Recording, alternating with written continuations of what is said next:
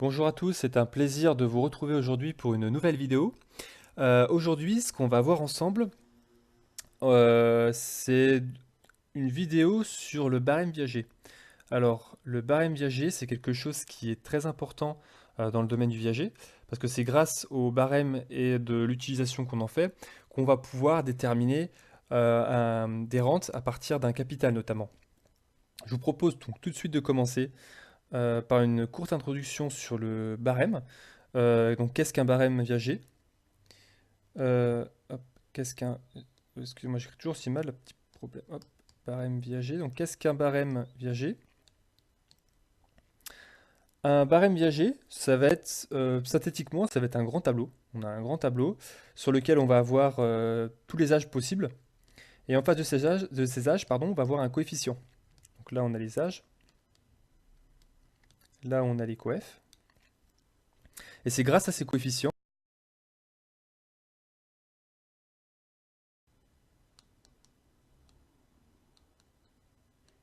en rente. Je vais vous donner tout de suite un exemple, hein, c'est simple. Par exemple, si on a une somme de 100 000 euros que l'on doit à un crédit rentier, par exemple, qui est âgé de 75 ans, on va utiliser un barème viager. Donc ce grand tableau sur lequel on va aller chercher hop, l'âge de 75 ans. Et on va utiliser donc ce coefficient-là qui va nous permettre de convertir les 100 000 euros en rente. Donc par exemple, si je prends un barème et que ce barème me donne un coefficient de 15, eh bien je vais utiliser, pour calculer la rente annuelle, je vais utiliser 100 000 et je vais diviser pardon, ces 100 000 euros par 15. Et là j'aurai la rente annuelle. Je suis pas très bon en calcul mental, mais bon, vous ferez le calcul, voilà. Vous avez votre rente annuelle de cette manière. Ce que vous devez savoir au niveau d'un barème viager, c'est qu'un barème viager, c'est calculé à partir d'une table de mortalité. Qu'est-ce qu'une table de mortalité?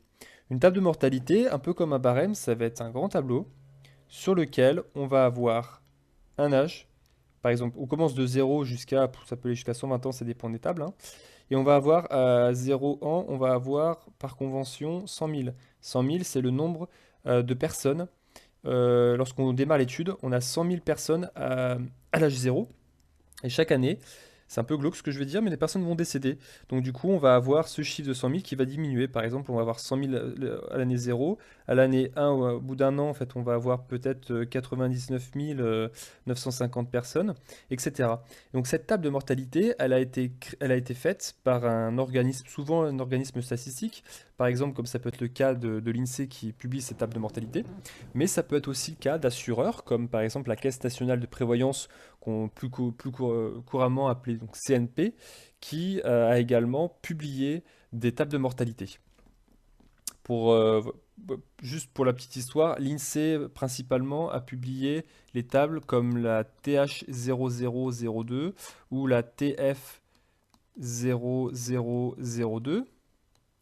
Alors, juste pour que vous compreniez bien, le H, c'est deux tables différentes. On va avoir H et F juste qui va différer. H pour homme, F pour femme. On a deux tables différentes, deux tables qui distinguent le sexe du crédit rentier.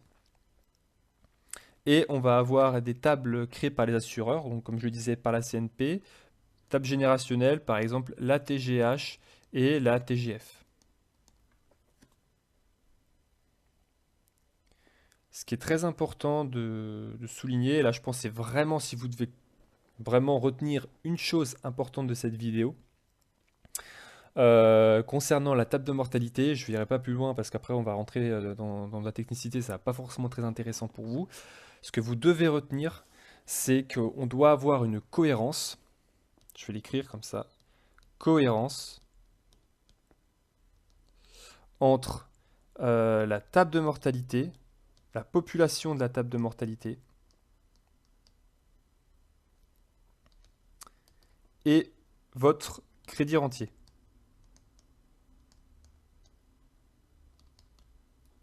Autrement dit, Lorsque un organisme crée une table de mortalité, il va utiliser donc des données statistiques, il va utiliser ce qu'on appelle une population, c'est-à-dire qu'il va observer la mortalité sur certains types de populations. Par exemple, ça peut être comme on a vu pardon, tout à l'heure, on avait la TH002, c'est une table de mortalité qui a été construite sur les hommes entre 2000 et 2002. Vous l'aurez compris, la TF0002, c'est une table de mortalité qui a été construite sur les femmes entre 2000 et 2002. Donc, juste pour dire, on doit avoir une cohérence, si vous voulez, entre cette population qui est observée sur cette table de mortalité et le crédit rentier. On ne va pas utiliser la table par exemple TH002 sur un crédit rentier femme, parce que c'est une table qui a été utilisée sur une population masculine. Et de la même manière, moi, ce que je recommande et ce que beaucoup de personnes recommandent, dans les différents barèmes, on doit plutôt utiliser des barèmes qui ont été créés à partir de tables générationnelles, comme la la TGH 05, pardon, et la TGF, je vais y arriver, TGF 05, qui sont deux tables de mortalité, donc qui ont été faites par la CNP, mais surtout qui ont été faites sur une population de rentiers. Ces deux tables, elles ont été faites sur des personnes qui étaient rentières, qui tous les mois on leur allouait, elles avaient un capital, elles ne travaillaient plus. Et donc la mortalité de ces personnes reste assez représentative de ce qu'on peut observer dans le viager. C'est pour ça que moi personnellement et beaucoup de personnes, que ce soit même des assureurs ou beaucoup de personnes dans le domaine du viager, vont vous recommander d'utiliser une table basée sur les tables générationnelles pour faire vos calculs et plutôt délaisser ce qu'on appelle les tables de moment, comme les tables statistiques de l'INSEE, les TH par exemple, ou les TF, qui sont des tables observées sur la France entière. C'est-à-dire qu'on va avoir une mortalité qui va être proche, la mortalité représentative est celle de toute la population française. Or, la mortalité des personnes qui vendent en viager est en général beaucoup plus faible que ce qu'on peut observer sur tout le territoire français. Deuxième chose également que vous devez savoir sur les barèmes viagers, c'est qu'un barème viager va non seulement prendre en compte une table de mortalité, mais il va aussi utiliser ce qu'on appelle des taux d'actualisation. On va avoir un taux, normalement, si votre barème est bien fait, on a un taux qui est renseigné, un taux financier. Par exemple, on peut avoir du 1%, excusez-moi, hop, petit problème d'écriture, 1%, 2%, 3%, etc. Alors qu'est-ce qu'est ce taux? Ce taux, ça va être ce qu'on appelle un taux d'actualisation. C'est grosso modo, pour faire simple, ça va être le taux d'emprunt. Si on peut schématiser le montage d'un viager, un viager, ça va être une vente entre un crédit rentier et un débit rentier. Et le crédit rentier, qui est, je vous le rappelle, le vendeur, va faire crédit au débit rentier. Donc, puisqu'il fait crédit, et puisque vous savez, bah, le temps c'est de l'argent, en échange, il va avoir un taux de rémunération.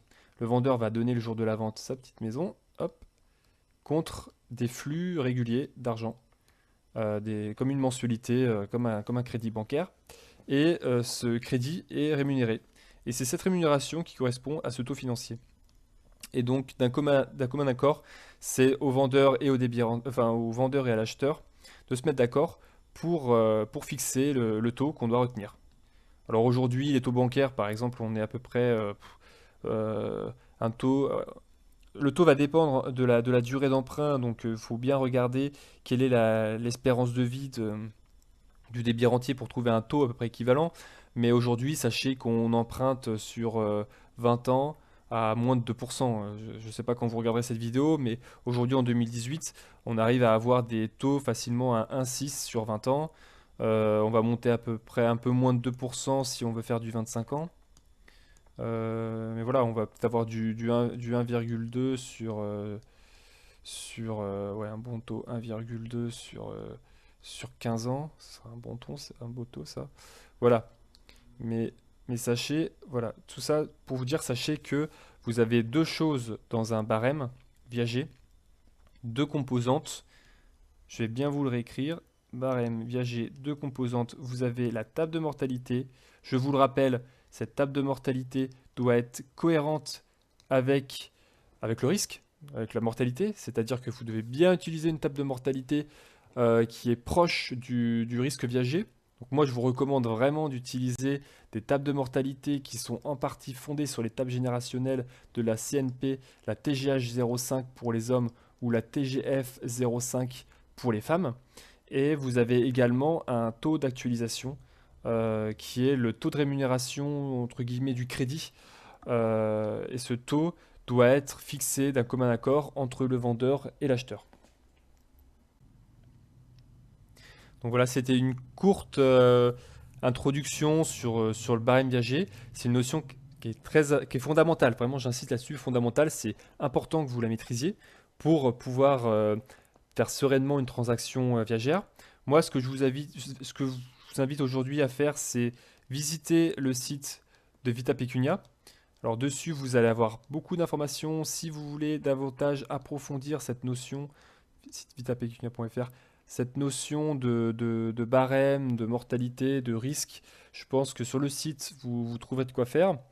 Et également, ce que vous pouvez faire aussi, c'est vous abonner à cette chaîne YouTube. Alors moi, j'essaye de publier euh, assez régulièrement des vidéos sur le sujet du viager. Donc en cliquant directement sur s'abonner, vous serez notifié à chaque sortie de nouvelle vidéo. Donc voilà, je vous remercie d'avoir visionné cette vidéo et puis je vous dis à la prochaine. Au revoir.